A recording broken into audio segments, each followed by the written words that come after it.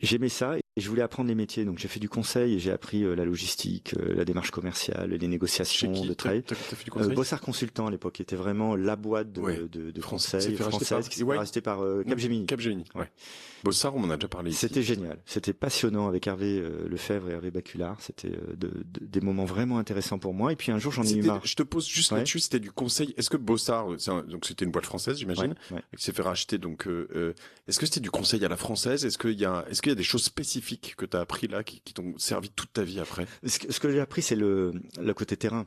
En fait, ma première mission, ça a été d'optimiser une boîte qui bossait pour La Redoute dans les Housses de Couette et dont la logistique était complètement sclérosée. Ils n'arrivaient plus à sortir, rien du tout de l'entrepôt. Et j'y suis allé, c'était le 5 janvier 95, je me souviens, parce que le soir, je suis rentré à Paris. Je suis allé boire un verre et j'ai rencontré Rémi à l'époque. Donc je me souviens très bien de ce jour. Et j'ai compté ce jour-là 100 000 housses de couette. C'est long, c'est beaucoup 100 000 housses de couette. Le Roi Lion en 140, 200, machin, le machin, etc. Et en fait, j'ai vu que cet entrepôt était saturé de stocks morts qui bouffaient de la place et du coup, il n'y avait pas assez de place pour faire les rotations des stocks vivants. Et c'est ce jour-là que j'ai compris la logistique. En fait, un entrepôt, c'est tellement simple. Un entrepôt. La logistique est un métier vraiment rassurant. Si tu as des doutes existentiels sur la vie, tu deviens directeur logistique. Parce qu'en fait, ça rentre, ça sort. C'est hyper simple. Mais il faut que ça marche. Et pour que ça marche, il faut de la place. Et pour qu'il y ait de la place, il faut que les stocks morts soient contrôlés et éliminés les fins de série. Et ce jour-là, j'ai tout compris. Mais c'était passionnant. Et donc, du coup, après, j'ai travaillé sur... On comprenait pas pourquoi les produits Nivea de la nouvelle gamme se vendaient moins. Et donc, en cherchant, en faisant des interviews clients, etc., on s'est aperçu que c'est parce que le surpackaging ne rentrait pas directement dans les rayons de Monoprix. Ça dépassait. Et donc, du coup, les directeurs de rayons, ils les commandaient pas, ça dépassait. Et donc, du coup, au lieu de passer en packaging par 6, on est passé en packaging par 4 et les ventes ont été multipliées par 30. Ce type de choses. Ensuite, j'ai travaillé sur... Tu dois aller en magasin, chez Monoprix, poser les questions et tu vas j'ai fait une étude passionnante pour Etam sur le ressenti social des vendeuses en magasin. J'ai interviewé 400 personnes, je fais le tour de France. C'était passionnant. Et t'en sors quoi d'une étude comme ça?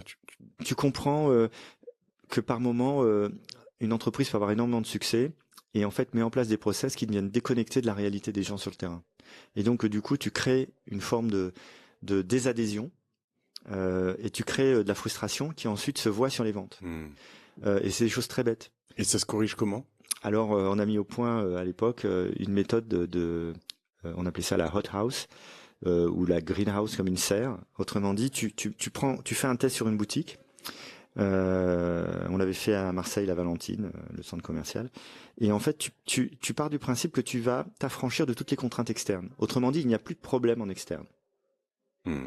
Et tu travailles que sur l'organisation interne. Et tu vois comment ça fonctionne. Et ensuite, tu règles tes problèmes en externe. Et en fait, tu t'aperçois que en faisant ça, tu définis du coup des plages de présence de personnel qui sont optimales pour ton magasin.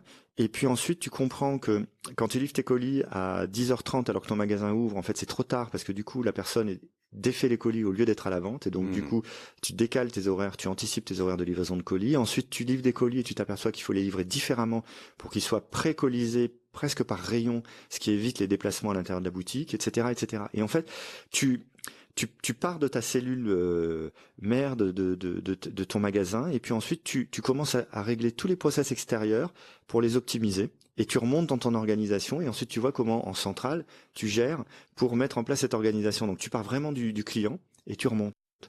Et c'était passionnant parce que après on l'a fait plein de fois. Donc ça veut dire que tu te sauves un peu toi-même avant d'essayer de sauver ta relation avec le client. Enfin, quand je dis tu parles de l'interne, c'est un peu tous ces trucs où finalement, quand je dis une connerie, mais quand tu arrives dans une boutique et que les gens peuvent pas s'occuper de toi parce qu'ils sont trop occupés à soit décharger une palette, soit faire le ménage ou au téléphone avec un client et que tu dis non mais attends, le client il est au téléphone, moi je suis là physiquement, donc est-ce que alors quel est le rang de priorité, c'est pas facile. Hein, mais... Ou alors par exemple te dire on vend pas de pantalons roses, ça marche pas. Et en fait quand tu regardes les stocks, ils sont toujours en rupture.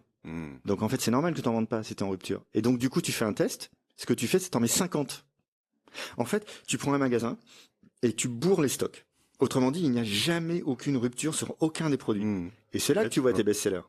parce qu'ils ne sont jamais en rupture. Donc tu vois la profondeur, parce que très souvent, dans les petites boutiques, tu en as 2 à la taille maximum. Donc une fois que tu as vendu tes 2 à la taille, ils vont revenir en J+1 ou J+2, et donc là, le jour qui suit, tu peux pas les vendre. Donc ça baisse tes ventes. Mais si